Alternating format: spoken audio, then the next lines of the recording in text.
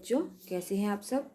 बेटा आज हम पठन एवं के अंतर्गत गतिविधि पत्रक जो है आपका गतिविधि पत्रक नंबर क्रम संख्या 4 करने वाले हैं, जो कि आपकी कक्षा 6 से कक्षा 8 तक के विद्यार्थियों के लिए है और जो आज 20/1/2022 के लिए आई है। तो यहाँ पर सभी बच्चे अपना नाम लिखेंगे और यहाँ पर क्लास टीचर का नाम लिखेंगे। ठीक है बेटा। तो जो हमने पहली वर्कशीट 1 थी, जो क्रम संख्या 1 वाली कार्यपत्रक थी, गतिविधि पत्रक थी, उसमें हमने कहानी पढ़ी थी प्यासा कौआ। आपको याद होगा सभी को।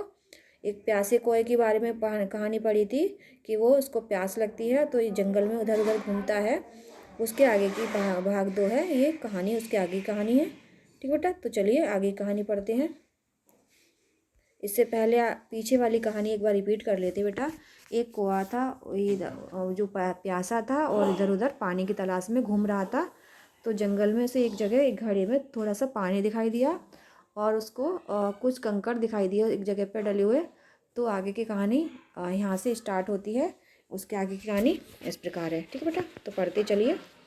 उसे एक तरकीब सूझी। उसने एक कंकड़ उठाकर घड़े में डाला। ये कंकड़ उठाकर घड़े में डाल दिया बेटा। इसी तरह उसने और कुछ कंकड़ घड़े में डाले। ये चौंच से उठा उठा के ला रहा है। चलिए आगे बढ़ते हैं। घड़े का पानी ऊपर आ गया। तो जो घड़ा था उसका पानी का लेवल ऊपर आ गया क्योंकि वो कंकड़ डाल रहा था और कौए ने पानी पिया और फिर वह उड़ गया। ठीक है बेटा। तो आगे की कहानी में क्या हो गया था कि जो कौआ था उसको एक स्थान पर कुछ कंकड़ दिखे तो उसको एक तरकीब सूझी। तरकीब सूझने पर कौए ने क्या किया, कंकड़ उठा उठाकर घड़े में डालना शुरू किया और जो पानी का लेवल था ऊपर आ गया। फिर कौए ने पानी पिया और फिर वो उड़ गया। ठीक है बेटा। तो ये कहानी यहाँ पर आपकी पूरी होती है। आगे देखते हैं। कहानी के आधार पर बताएं। तो यहाँ पर कुछ प्रश्न दिए हुए हैं, अब उनको कहानी के आधार पर उनके उत्तर देने हैं आपको। ठीक है बेटा। तो चलिए एक एक कर प्रश्न पढ़ते जाते हैं और उनके संभावित उत्तर देते जाते हैं। क्या आप कौए की किस बात से अधिक प्रभावित हुए और क्यों? तो बेटा जो प्रभावित होना है वो हम किस बात से प्रभावित हुए, जो उसका दिमाग लगाया, उसने जो उपाय निकाला उससे प्रभावित हुए। यानी कि कौआ बुद्धिमानी था, बुद्धिमत्ता थी उसमें कौए में, इसलिए प्रभावित हुए। और क्यों? क्योंकि वो उपाय निकाल कर पानी पी पाया। ठीक है बेटा। और भी आप अपनी समझ से आंसर लिख सकते हैं। अगला है, क्या कौआ पानी पी पाया? हाँ जी, वहाँ हमको लिखना है इसमें, हाँ कौआ पानी पी पाया। थर्ड है, क्या कौआ और भी तरकीब लगा सकता था? 2 या 3 वाक्यों में बताइए। तो इसके अलावा कौआ क्या कर सकता था, जो घड़ा था उसको तिरछा कर सकता था बेटा।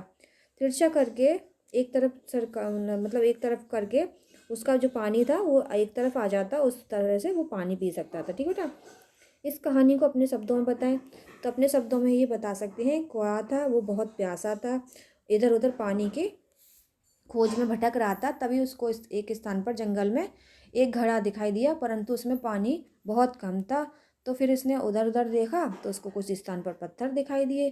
तो उसने क्या किया, एक तरकीब लगाई और अपनी चोंच से उठाकर पत्थर को मटकी में डालने लगा, घड़े में डालने लगा और धीरे धीरे घड़े में जो पानी का तेल था वो ऊपर आ गया। उसके बाद में पानी पिया उसने कौए ने और फिर उड़ गया। इस प्रकार अपनी कहानी अपने शब्दों में लिख सकते हैं।